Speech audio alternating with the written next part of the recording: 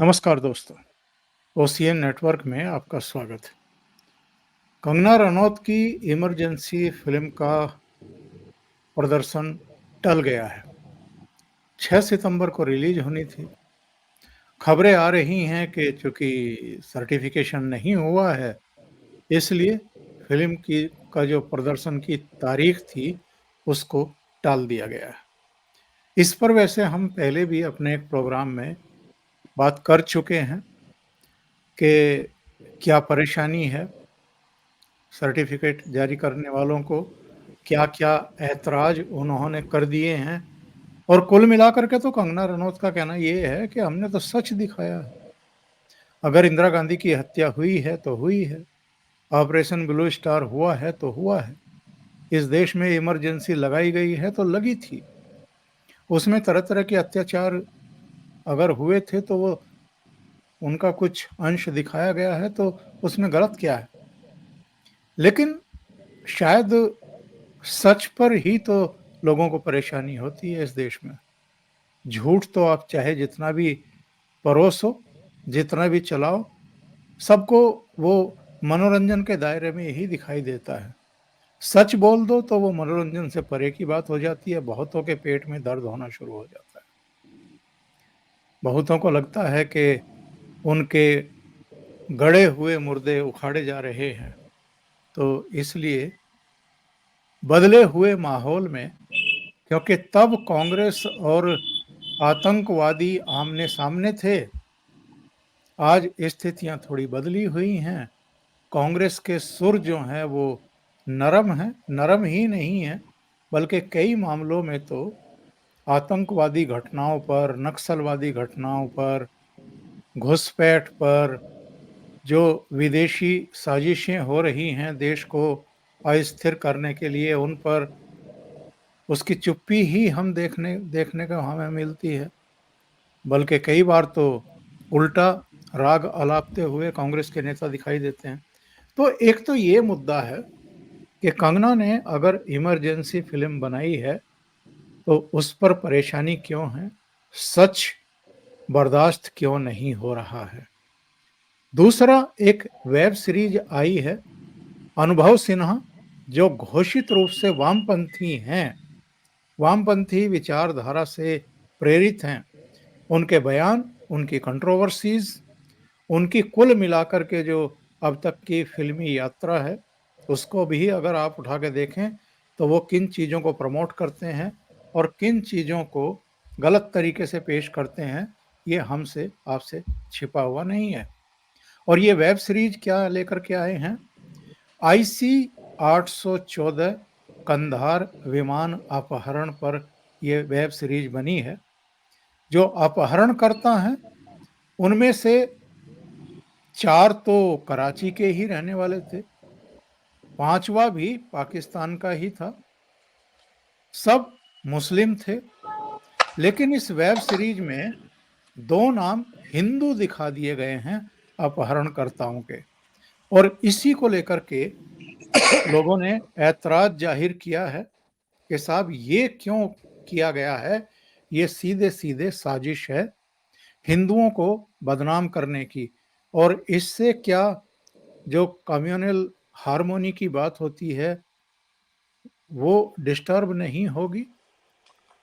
मेरे साथ जुड़ रहे हैं प्रयागराज से अनुपम मिश्रा जी। जुड़ना हमें 2 बजे था, लेकिन कुछ तकनीकी खामियां थी जिसकी वजह से हमें देरी हुई। तो सीधे जुड़ लेते हैं अनुपम जी के साथ और चर्चा को आगे बढ़ाते हैं। अनुपम जी, बहुत स्वागत है आपका। नमस्कार। नमस्कार सर। अनुपम जी, सच को रोको, झूठ को परोसो, फैलाओ, क्या हो रहा है अपने देश में साहब? पहले किस पे बात करें सर? पहले इमरजेंसी पे बात करें कि आईसी 814 पे बात करें? पहले झूठ पे आप ज बात करें कि सच पे? पहले झूठ का ज़िक्र करें कि सच का? आपके ऊपर है बिल्कुल। तो चलिए पहले सच से शुरुआत करते हैं। जहाँ तक इमरजेंसी का सवाल है, अभी तक सेंसर बोर्ड ने पहले सर्टिफ़िकेट इश्यू किया, फिर टाल दिया और अब पता चला है कि उस मामले को पूरा स्थगित कर दिया गया है। अब जल्दी-बल्दी इमरजेंसी आपको रिलीज़ होती नज़र नहीं आ रही है।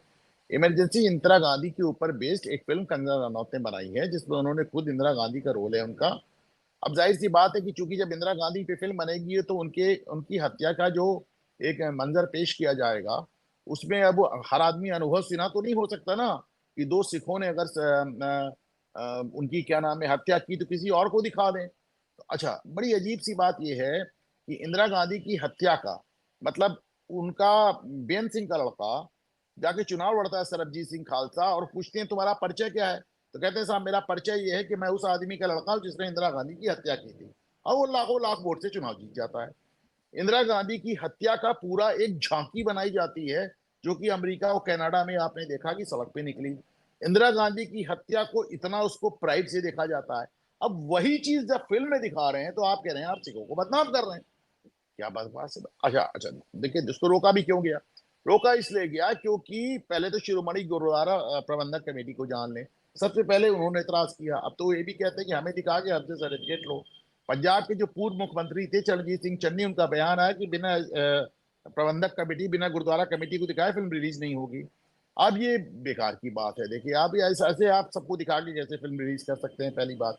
दूसरी बात, वो कह रहे हैं कि आपने भिंडरावाला को ऐसे दिखाया, भिंडरावाला आतंकवादी था, इसमें दुनिया में कौन इसको डिनाई करेगा। आप कह रहे हैं कि हमने भिंडरावाले को शहीद का दर्जा दे दिया, आप उसको शहीद का, भगवान का, कुछ का दर्जा दें, पर वो आतंकवादी था ना। वो आप उसके पिक्चर्स देखें, AK-47 लेके उसके साथ चल रहे हैं लोग, जिस तरह उसने पुणे स्वर्ण मंदिर को बंधक बनाया। नाराजगी तो आपको उस आदमी से होनी चाहिए जिसने स्वर्ण मंदिर में बंधक ही नहीं बनाया, महिलाओं को, बच्चों को कैद करके रखा, वहां कैसा कैसा अनाचार हुआ हम सब जानते हैं इसको। तो आपको नाराजगी उससे होनी चाहिए, उसको आपने शहीद का दर्जा दे दिया। अच्छा, लेकिन ये कोई पहली बार नहीं हुआ है। जब जलियांवाला बाग का वो हुआ था, क्या नाम है, जनरल डायर ने गोली चलाई थी, तो इसी स्वर्ण मंदिर में बुला के उसको सरोपा भेंट किया गया था, इसी स्वर्ण मंदिर में उसको सम्मान किया गया था। और देखे, मैं उस किस्से को बता दूं, ये थोड़े बहुत लोगों को तो मालूम होगा कि जनरल डायर को उसमें स्वर्ण मंदिर में बुला के सम्मानित किया गया। सम्मानित ही नहीं किया, उसका पूरा देखिए वर्ड वर्बाटिम पूरा छपा है। उस जमाने के ब्रिटिश राइटर्स ने लिखा है कि उन्होंने कहा कि आज से हम आपको सरदार की संज्ञा देना चाहते हैं। तो उन्होंने कहा नहीं, मैं सरदार तो नहीं हो सकता, मुझे तो अपना बाल कटाना पसंद है। तो उन्होंने कहा ठीक है आप कटा लीजिएगा, फिर भी हम आपको सरदार बना रहे हैं। तो उन्होंने कहा मुझे तो सिगरेट पीना भी पसंद है। तो क्या, अच्छा कम सिगरेट पी लीजिएगा, लेकिन हम आपको फिर भी सरदार बना रहे हैं। तो इसमें फिर जनरल डायर हंसने लगा, बोला अच्छा चलो बना लो। तो उस दिन जनरल डायर को सरदार जनरल डायर बोला गया और उसको सरोपा भेंट किया गया, उस आदमी को जिसने सरदारों की लाशों के ढेर लगा दिए। ये जिस गुरु अर्जुन सिंह को कढ़ाई में खौला दिया, जहां साहबजादों को जिन्होंने दीवार में चुनवा दिया, तो आज उनको बुला के उनका रोजा इफ्तार हो रहा है स्वर्ण मंदिर में। और जो एक पिक्चर बन रही है उसको आप काटने पे आमादा हैं। तो साहब ये तो एक पुराना एक बात है, एक लोहे को लोहे से काटने वाली बात थी। अकालियों का उभार हो रहा था उस समय। ये ज्ञानी जैल सिंह पंजाब के मुख्यमंत्री थे। ज्ञानी जैल सिंह भाई जो बाद में हमारे राष्ट्रपति हो गए, और राष्ट्रपति बने, जैसे उनका हो रहे थे तो उन्होंने बयान दिया था, साहब बड़ा फेमस हुआ था, हम लोग स्कूल में थे, कि इंदिरा गांधी कहें तो मैं सड़क पे पोछा लगा दूं, तो फर्श पे पोछा लगा दूं। ये हमारे राष्ट्रपति साहब कह रहे थे। उस समय राष्ट्रपति बने ही थे लेकिन उनका चुनाव हो रहा था। तो वो उस समय मुख्यमंत्री थे, तो उन्होंने भाई लोहे को लोहे से काटने की कोशिश की। महाराजा रंजीत सिंह के घोड़े की एक नस्ल का वो पोता पर पोता कहीं से इंग्लैंड से ले आए, उसको पूरी पंजाब की सड़कों पे घुमाया, वो लीड भी करता था तो लोग उठा के ले जाते थे कि महाराजा रंजीत सिंह के घोड़े की का वंशज है। उसके बाद आपने अकालियों को डाउन करके भिंडरावाला बनाया, भिंडरावाला भस्मासुर हो गया। जैसे शिव जी ने भस्मासुर को वरदान दिया था कि तुम जिसके सर पे हाथ रखोगे भस्म हो जाएगा, पता चला वो शिव जी के पीछे ही दौड़ा, तो भिंडरावाला भस्मासुर हो गया, फिर कांग्रेस के पीछे लग गया, तो साहब उसने स्वर्ण मंदिर पे कब्जा कर लिया। अब ये सब चीजें अगर इमरजेंसी में दिखाई इनके बगैर फिल्म बनेगी नहीं। तो जिन चीजों को लेके आप अपने आप को गर्वान्वित महसूस करते हैं, आप भिंडरा वाले को शहीद बना के उस पर गर्व करते हैं, उसके पोस्टर लगाते हैं, लेकिन जब भिंडरा वाले को फिल्म में दिखा रहे हैं तो कह रहे नहीं नहीं मत दिखाओ। आप बेअंत सिंह और सतवंत सिंह की जो हत्या की, जो इंदिरा गांधी की हत्या की, उसकी झांकी चलाते हैं, पर जब वो फिल्म में दिखा रहे कह रहे नहीं वो नहीं करो। बेअंत सिंह का लड़का जाके इस बात पे चुनाव लड़ता है और जीतता है कि साहब मेरे बाप ने इंदिरा गांधी को मारा था, लेकिन जब वो फिल्म पे दिखा रहे नहीं ये नहीं करो। अच्छा, इसमें भी दिक्कत ये है कि साहब बात पंजाब तक सीमित नहीं है, बीजेपी पंजाब में क्या ही बिना बिगा पाती है। दिक्कत है कि साहब दिल्ली में भी चुनाव होना है, हरियाणा में भी चुनाव होना है, और हर जगह जो पंजाबी हैं, जो सिख हैं, वो अपने मुख्यमंत्रियों के पास जाके कह रहे हैं कि नहीं साहब इस फिल्म को रिलीज नहीं होने देना है। बल्कि सिखों का एक डेलीगेशन मुझे पता चला योगी आदित्यनाथ के पास भी जा रहा है, साहब यहाँ उत्तर प्रदेश में रिलीज नहीं होने देना है। तो इन्होंने पूरा चारों तरफ, वैसे पॉपुलेशन कम होने के बाद भी हर जगह इन्होंने इसका बड़ा सिस्टमैटिक विरोध किया है। अच्छा, इन सिखों का बात से सिखों की विरोध की नहीं है ना, बात यह है कि उसमें कांग्रेसी भी सब उसमें बैकडोर से शामिल हो गए हैं। कांग्रेसियों को भी विरोध है क्योंकि वो भी नहीं चाहते कि इंदिरा गांधी पे फिल्म बने। और अगर मोदी सरकार के बारे में कोई बात बड़े दावे से कही जा सकती तो ये कही जा सकती है कि साहब जब विरोध होता है तो वो उसको बर्दाश्त तो नहीं कर पाते, वो चाहे वो फार्म लॉज हो, चाहे शाहीन बाग हो, चाहे कोई हो, वो अपना वॉकआउट हो जाता है। और इसलिए आपने देखा सरकार ने हथियार इस मामले पे डाल दिए। ये तो रही भाई सच की बात।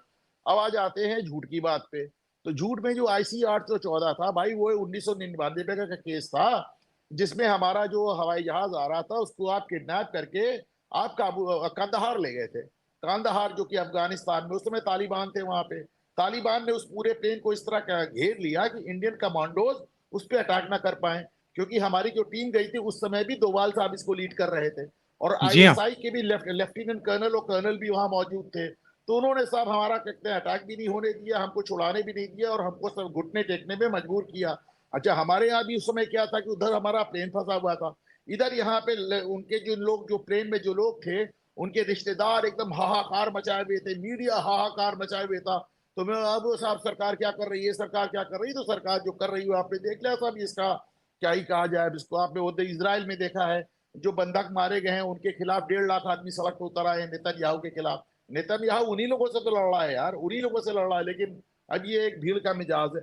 तो अब साहब वो जो हमारा जो प्लेन किडनैप हुआ था, तो जो हाईजैक हुआ था, तो उसमें साहब जो लोग थे जिन्होंने उसको हाईजैक किया, मसूद अजहर को छुड़ाया, तो उनके नाम थे इब्राहिम अतर, शाहिद अख्तर, सनी अहमद, जहूर मिस्त्री और शाकिर। ये 5 लोग थे। तो उन लोग आपस में एक दूसरे को कोड नेम से भोला और शंकर और बर्गर और डॉक्टर ऐसे करके कोड नेम से बुला रहे थे। अब ये चीफ भाई नाम इनके से भी बोल रहे। चीफ नाम से बुला रहे थे। तो अब ये अनुभव सिन्हा के पास 2 बातें थी। अनुभव सिन्हा ये बता सकते थे कि देखिए साहब इस नाम से बुला रहे थे और ये नाम थे, पर उन्होंने ये नाम थे नहीं बताया, सिर्फ उन्हीं नामों पे घोषित। मतलब अब उन्होंने साबित कर दिया कि साहब जो हाईजैकर्स थे वो हिंदू थे। सिर्फ इतना ही नहीं, उन्होंने हाईजैकर का ह्यूमन एंगल निकाला कि जाने से पहले वो साहब वो पायलट से गले मिल रहे हैं, हमारे लायक कुछ हो तो बताइएगा। अरे क्या यार, तुम कलेक्टर हो, तुम्हारे लायक कुछ होगा, कुछ बताएंगे? है तो हाईजैकर तुम चले, तुम क्या कर लोगे हमारा? है बेकार की बात कर रहे हो, चाहे हो क्रिमिनल तो भाग जाओगे दूसरे देश में। तो इस तरह करके उन्होंने उसका ह्यूमन एंगल बनाने की कोशिश की। अनुभव सिन्हा का ये पहला केस नहीं है। अनुभव सिन्हा ने जीवन भर यही किया है। पर पहले अनुभव सिन्हा है कौन, इसको जान लीजिए। अनुभव सिन्हा हमारे प्रयागराज की शुरुआत थे, यहीं से पैदा हुए थे वो।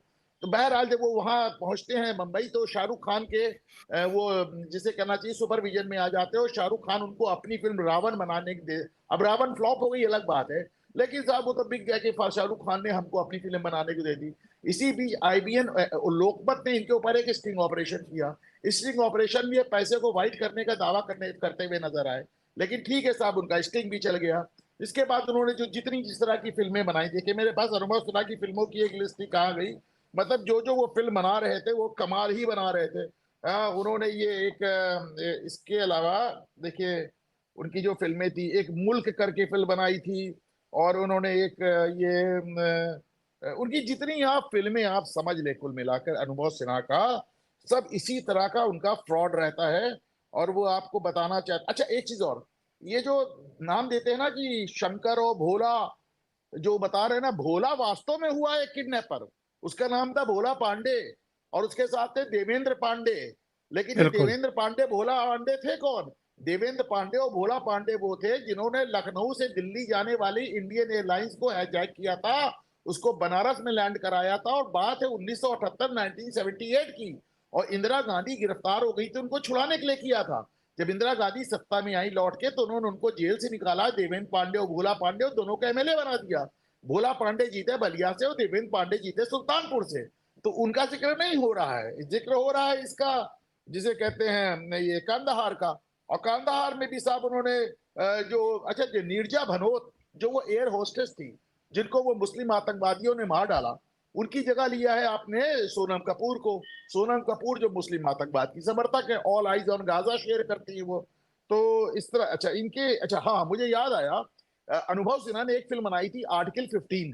आर्टिकल 15 साहब वो बदायूं के उस रेप केस पे थी, जिसमें मुलायम सिंह ने अपना वो काल यही बयान दिया था, बड़ा भयानक है कि लड़के हैं, लड़कों से गलती हो जाती है। अच्छा, उसमें था, उसमें जो लड़कियां थी वो ओबीसी वर्ग से आती थी, तो अनुभव सिन्हा ने उनको दलित बना दिया। जो रेपिस्ट थे, जो बलात्कारी थे, वो यादव वर्ग से आते थे, तो अनुभव सिन्हा ने उनको ब्राह्मण बना दिया। और जो मुख्यमंत्री थे वो मुलायम सिंह थे, जिन्होंने कहा था लड़के लड़कों से गलती हो जाती है। तो मुलायम सिंह की जगह उन्होंने मुख्यमंत्री किसको दिखाया? इस पे तो वो चर्चा ही नहीं हुई। उन्होंने मुख्यमंत्री दिखाया कि एक आदमी भगवा पहन के बैठा हुआ योगी आदित्यनाथ को दिखा दिया। आप सोचिए कि जो दलित, जो ओबीसी लड़कियां थी उन्हें दलित बना दिया, जो यादव रेपिस्ट थे उनको ब्राह्मण बना दिया, और जो मुलायम सिंह मुख्यमंत्री थे उनको योगी आदित्यनाथ बना दिया। अब आप इसको इस तरह समझ लें।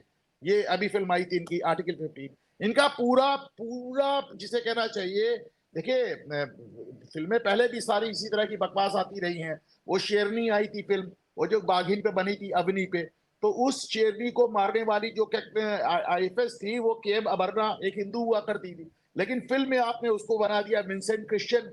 और जो वहां पे विलेन था, असली विलेन था शिकारी, जो असगर अली खान, उसको आपने रंजन राजहंस बना के एकदम ब्राह्मण ठाकुर बना के प्रेजेंट कर दिया। तो ये तो आज से नहीं, जमाने से साहब सलीम जावेद से हो रहा है, सब जगह हो रहा है। फराह खान जिन्होंने फिल्म बनाई थी मैं हूं ना, तो उसमें उन्होंने राघवन करके एक हिंदू आतंकवादी बनाया था, फिर बयान दिया था कि मैंने पहले से मन बनाया था कि इस बार आतंकवादी मुसलमान नहीं हिंदू होगा।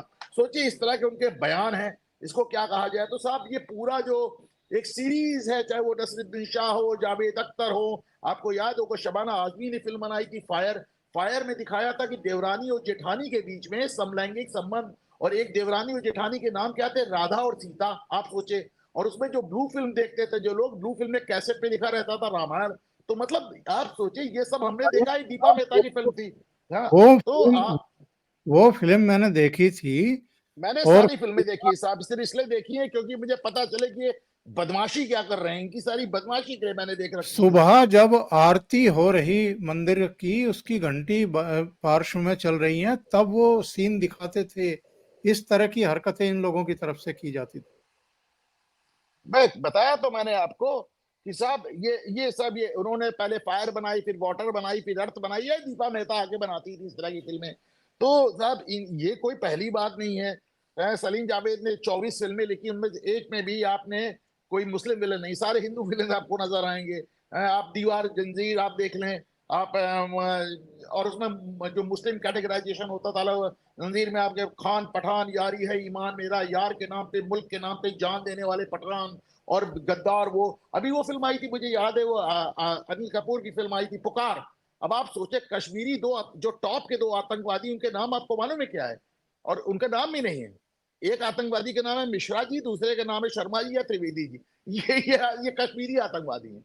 किसने सुने और भाई इस तरह के कश्मीरी एक आतंकवादी? एक तो फिल्म शायद कुली थी या कौन सी थी, जिसमें 786 नंबर का बिल्ला जो है, वो भी बता वो रहा हूँ, हीरो दीवार फिल्म थी, वो हीरो दीवार की फिल्म। जान बचाता दीवार है। दीवार दीवार दीवार, अब आप सुनिए, दीवार के बारे में भी जान ले जिसके बारे में आप कह रहे हैं। दीवार फिल्म बनी थी हाजी मिस्तान की जिंदगी पे। सब लोग जानते हैं कि ये जो फाइनेंसर्स इनके होते थे, स्मगलर्स और क्रिमिनल्स इनके फाइनेंसर्स होते थे। तो हाजी मिस्तान की फिल्म की बनी दीवार। तो दीवार में अमिताभ बच्चन का जो कैरेक्टर है वो नास्तिक है, वो मंदिर नहीं जाता, वो मंदिर से नफरत करता है, भगवान से नफरत करता है, पर उसकी जान हर बार कैसे बचती है? बिल्ला नंबर 786। 786 मुकद्दस नंबर, एक पवित्र नंबर है इस्लाम में। तो वो एक बिल्ला रखता है क्यूली वाला, तो जब गोली आती तो उसे टकरा जाती। तो साहब वो बिल्ला नंबर 786 उसको बचाता है, और भगवान से उसको नफरत है, भगवान से वो नास्तिक है। शोले में आप देख लें, गब्बर सिंह आपको नजर आता है, जालिम ठाकुर, और उसमें सबसे उदार कौन है? वो ए के हंकल रहीम चाचा। तो ये सलीम जावेद का पूरा एक है, आप एक पूरी एक सीरीज देख ले, क्रांति तक, चतुरसिरा के रोल तक, उन्होंने हमेशा इस तरह की फिल्में बनाई। फराह खान को आप देख लें, नसीरुद्दीन शाह को आप देख लें, शबाना आजमी को आप देख लें, मैंने अभी फायर बताया। अभी जितने दिलीप कुमार तो साहब इन सबके एकदम बाप थे, आपको बताएं। दिलीप कुमार का तो एक बार मैंने इंटरव्यू भी लिया था दिल्ली में छोटा सा, तो वो तो साहब कहते थे कि मैं तो जब भारत पाकिस्तान का मैच होता है, मैं तो इमरान खान के लिए वो करता था, रूट करता था, मैं तो इमरान खान का समर्थन करता था। वो तो भारत का, उनको तो निशाने पाकिस्तान मिल गया, पाकिस्तान का भारत रत्न जिसको कहना चाहिए। 1999 में जब हमारे यहाँ कारगिल युद्ध हुआ, लोगों ने कहा साहब लौटा दीजिए, तो अटल जी से मिलने चले गए, उन्होंने कहा वो तो मैं नहीं लौटाऊंगा किसी हालत में। तो पाकिस्तान जिंदगी भर पाकिस्तानी रहे, मुझे कहने में एक पैसे का संकोच नहीं है साहब। तो साहब चाहे वो अरशद वारसी जैसे वो लोग हों, चाहे अभी आमिर खान, उस जमाने में शेखर गुप्ता को उन्होंने इंटरव्यू दिया था, तब मोदी उस समय गुजरात के मुख्यमंत्री थे, तो उन्होंने कहा कि मोदी को अमेरिका जाने के इनका वीजा किसी हालत में नहीं मिलना चाहिए, मिला भी नहीं था। हाँ, और क्या उन्होंने मोदी के लिए उनको जेल में ही डाल दिया अपनी बातचीत कह के, उनका बस चलता फांसी चढ़ा देते। उसके बाद जब मोदी सत्ता में आ गए तो उन्होंने अपनी पत्नी के नाम से कह दिया कि मेरी बीवी को भारत में डर लगता है। हालांकि डर उनकी बीवी का समझ में आया जरूर, पर वो दूसरा डर नजर आया। डर ये नजर आया कि इस बयान के 1 साल के अंदर आमिर खान ने अपनी बीवी को तलाक दे दिया। पहले रीना को दिया था, फिर इनको दे दिया, दूसरी हिंदू बीवी को तलाक दे दिया। तो डर उनको लगना चाहिए था, आमिर खान को डर लग रहा था भारत से। बाद में उनको समझा कि साहब मेरा खेल गड़बड़ा गया, तो कभी पूजा पाठ करते, कभी कलावा बनताते, उनके फोटो आने लगे, पर लाल सिंह चड्ढा फ्लॉप हो गई। इसी में आपने देखा शाहरुख खान को भी डर लगने लगा था असहिष्णुता से, लेकिन ज्यादा इंटेलिजेंट है, उनको समझ में आ गया कि मामला साहब गड़बड़ा जाएगा, उन्होंने तुरंत माफी मांग ली। हाँ, लेकिन उसके बाद भी उनको अभी बहुत ज्यादा फायदा होता नजर नहीं आ रहा। तो मेरा ये कहना है कि साहब ये है कि बॉलीवुड से एक पूरा नैरेटिव बनना, एक पूरा एक अपने नैरेटिव बना के रख दिया है। मुझे याद है साहब, वो शाहरुख खान को जब पहला अवार्ड मिला था न्यूकमर के लिए, मैं शायद 90 या 91 92 की बात कर रहा हूँ, मैं उस समय एकदम कॉलेज देख रहा था। तो साहब वो अब शत्रुघ्न सिन्हा उसको फिल्म फेयर, अब मुझे आज तक नहीं समझ में आया कि फिल्म फेयर अवार्ड जो हिंदी फिल्मों का अवार्ड है वो अंग्रेजी में क्यों दिया जाता है। और हमारे जितने कलाकार हैं ज्यादातर अनपढ़ है, अभी तो फिर भी कुछ पढ़ लेके आए, पहले सब कक्षा 3 कक्षा 4, आमिर शाहरुख ये सब, आमिर शाहरुख नहीं कहते, आमिर सलमान, ये कोई कक्षा 3 पास है, कहीं कोई कक्षा 4 पास है, और सब वहां पे खड़े होकर सब एक्शन में अंग्रेजी बोलने का काम करते हैं। इतनी घटिया, इतनी बेहूदी अंग्रेजी बोलते हैं। तो उसमें शत्रुघ्न सिन्हा खड़े हुए, शत्रुघ्न सिन्हा ने खड़े होकर कहा कि साहब ये हमारी हिंदी फिल्मों का अवार्ड है, हिंदी में दिया जाना चाहिए। तो शाहरुख खान ने मंच पे आके कहा कि साहब अगर मातृभाषा में ही बोलने की बात है, मैं तो उर्दू बोलूंगा, मुझे हिंदी आती नहीं है उर्दू। अब वो उन्होंने उर्दू बोलनी शुरू कर दी। तो ये इस तरह की चीजें पहले दिन से है साहब, और ये इसीलिए इसको बॉलीवुड को उर्दू वुड कहा जाता है। और एक इस तरह की फिल्मों की लाइन है जिसमें एक फर्जी नैरेटिव बनाया गया है। और ये आईसी 814, अच्छा इनका तो पूरा मैंने अभी आपको बताया, आर्टिकल 14 बताया, मुल्क बताया, ये जो अभी आईसी 814 बताया, इसके अलावा इनकी जितनी फिल्में अनुभव सिन्हा की, इनके जितने ट्वीट्स आप पढ़ लीजिए। तो देखिए साहब बात सिर्फ इतनी है, ये वामपंथी आमपंथी नहीं है सर, आपसे आदर के साथ मैं असहमत हूँ। वामपंथी नहीं है, ये मौका परस्त है और गंदा है पर धंधा है। इनका जो वीडियो सामने आया था उसमें ये पैसा लेके उसको लॉन्डर करने की बात कर रहे थे, मनी लॉन्ड्रिंग की बात कर रहे थे। ये सिर्फ और सिर्फ बेईमान और घटिया लोग हैं, और इनकी कोई आइडियोलॉजी और कोई विचारधारा नहीं है साहब। ये बताइए साहब, हमारा भी, आपका भी, लोगों का भी, जितने दर्शक देख रहे हैं उनमें से भी बहुत सारे लोगों के टिप्पणियां आती रहती हैं, मैसेज आते रहती हैं कि साहब मोदी जी से तो आप उम्मीद ही मत करिए। पार्लियामेंट में खड़े होकर के मोदी जी ने कहा था कि ये जो इकोसिस्टम है इसको अब इसी की भाषा में जवाब दिया जाएगा। कब जवाब देंगे साहब? और ये जो इकोसिस्टम है, ये फिल्म, ये वेब सीरीज, ये भी तो है। केवल सोशल मीडिया या केवल यूट्यूब या केवल मीडिया के भीतर ही थोड़ा घुसे हुए हैं। मीडियम के जितने माध्यम हैं हर जगह जो है ये लोग घुसे हुए हैं और इसी तरह की हरकतें कर रहे हैं। तो इनको जवाब कब देंगे? देखिए साहब, मोदी जी से निराशा अपनी जगह है। हकीकत ये है कि कश्मीर फाइल्स का वो डायलॉग कि सरकार तुम्हारी सिस्टम हमारा, ये बात सच है। आज मैं सुप्रीम कोर्ट को सुन रहा था कि योगी आदित्यनाथ की बुलडोजर कार्रवाई पे वो कह रहे थे कि साहब आप किसी का घर यूं नहीं गिरा। अब solicitor general of India Tushar Mehta ने खड़े होकर कहा कि साहब हम ऐसे ही घर नहीं गिरा रहे हैं, वो घर अवैध थे, उन घरों को तो कहा हमको नोटिस देना चाहिए, नोटिस दिया था, देखिए सबको नोटिस दिया है। सॉलिसिटर जनरल तुषार मेहता ने आज एक बड़ी महत्वपूर्ण बात कही साहब। उन्होंने कहा कि माय लॉर्ड, आपने इस बात को नोटिस किया कि आपके पास उलेमा हिंद आए हैं, जिनका घर गिरा उनमें से एक आदमी भी नहीं आया, क्योंकि जी सबको जी। मालूम था कि उनका घर अवैध है और सबको मालूम था उनको नोटिस मिली है। तो ये आप जमाते उलीमा हिंद लेके आई, उनमें से कोई आदमी क्यों नहीं है? पर कोर्ट सुनने के बाद मूड, हालांकि जब बहुत उन्होंने कहा तो कोर्ट ने यह भी कहा कि साहब हम कोई अवैध निर्माण का पक्षधर नहीं है, हम किसी अवैध निर्माण को बचा नहीं रहे हैं, लेकिन वो कह हम एक सिस्टम बनाएंगे। अरे सिस्टम तो यार पहले से बना हुआ है ना, कि नोटिस दो दो और उसके बाद गिरा दो। उसमें क्या सिस्टम बनाएगी सुप्रीम कोर्ट? और क्या वैसा सिस्टम बनाना कोर्ट का काम नहीं है। सिस्टम बनाना कोर्ट का काम नहीं, सिस्टम बनाना सरकार का काम है। अब बात यह है कि भाई एक बार मनमोहन सिंह ने सुप्रीम कोर्ट से कहा था फूड कॉर्पोरेशन ऑफ इंडिया में लाखों टन अनाज सड़ रहा था, उन्होंने कहा कि आप इसको बांट दीजिए। तो मनमोहन सिंह ने कहा भाई हमारा काम है, हमको सरकार चलाना ना सिखाएं, कोर्ट बैकआउट कर गई। तो मोदी को भी इस तरह का एक स्टैंड लेना पड़ेगा ना साहब, एक स्टैंड। आप जितना दब रहे हैं उतना आपको लोग दबा रहे हैं। आप फार्म लॉस में दब गए, किसान चलते ही चले आ रहे हैं, कहीं रुकने। मैं म्यूनिक की संधि का हमेशा हवाला देता हूँ। म्यूनिक की संधि जब चैम्बरलेन ने लिया था हिटलर से, जब युगोस्लाविया को सौंप दिया था, तो चर्चिल ने ब्रिटिश पार्लियामेंट में कहा था कि आपके पास दो विकल्प थे, युद्ध या अपमान। आपने अपमान को अगर आप युद्ध चुनते तो आपको अपमान नहीं मिलता, पर आपने अपमान चुना है तो युद्ध तो आपको अब करना पड़ेगा। और हिटलर की उस तरह हिम्मत बढ़ गई, 1939 में उसने पोलैंड पे कब्जा कर लिया, फ्रांस में चढ़ने लगा, सेकेंड वर्ल्ड वॉर भी करना पड़ा, चैम्बरलेन हट गए, फिर चर्चिल आए, चर्चिल ने वो युद्ध जीता भी। तो सब आपके पास दो ऑप्शन है, युद्ध या अपमान। अगर आप अपमान बर्दाश्त करेंगे तो आप ये मत सोचें आप युद्ध से बच जाएंगे, युद्ध तो आपको फिर भी करना पड़ेगा। अलबत्ता यदि आप युद्ध का चुनाव करेंगे तो शायद आप अपमान होने से बच जाए। कोर्ट ने एक टिप्पणी और की है, आपने देखी ही होगी। उन्होंने कहा कि अगर कोई गलत है तो भी उसका घर नहीं गिराया जाना चाहिए, अगर अवैध है तो।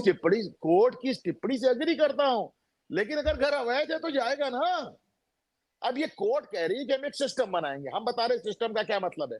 वो कोई एक ऐसी प्रक्रिया बना देंगे कि कुछ ऐसा कि फिर पता चले कि किसी का घर गिराना ही इम्पॉसिबल हो जाएगा, गिराना ही इम्पॉसिबल हो जाएगा।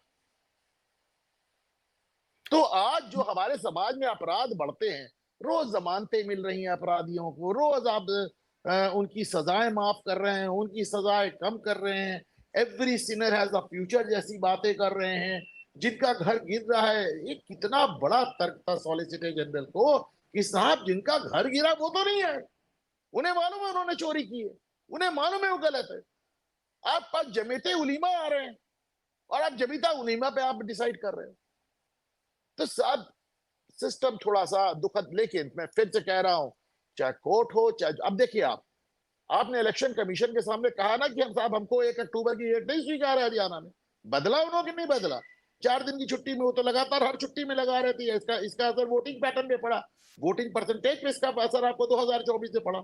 आखिर पड़ा असर कि नहीं, उन्होंने हटाया कि नहीं हटाया, उसको 1 से बढ़ा के 5 अक्टूबर किया कि नहीं किया।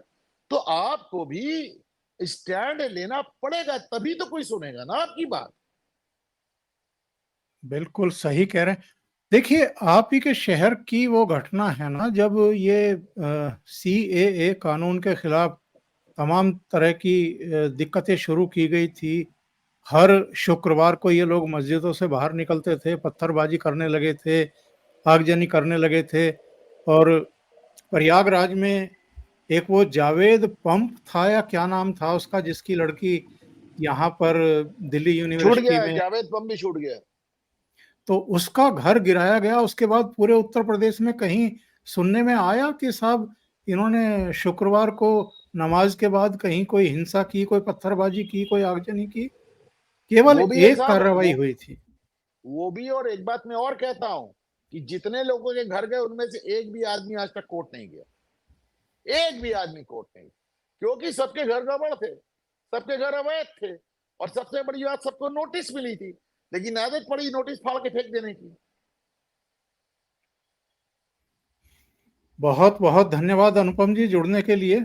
और कम से कम 3 विषयों पे तो हमने चर्चा की ही है आज।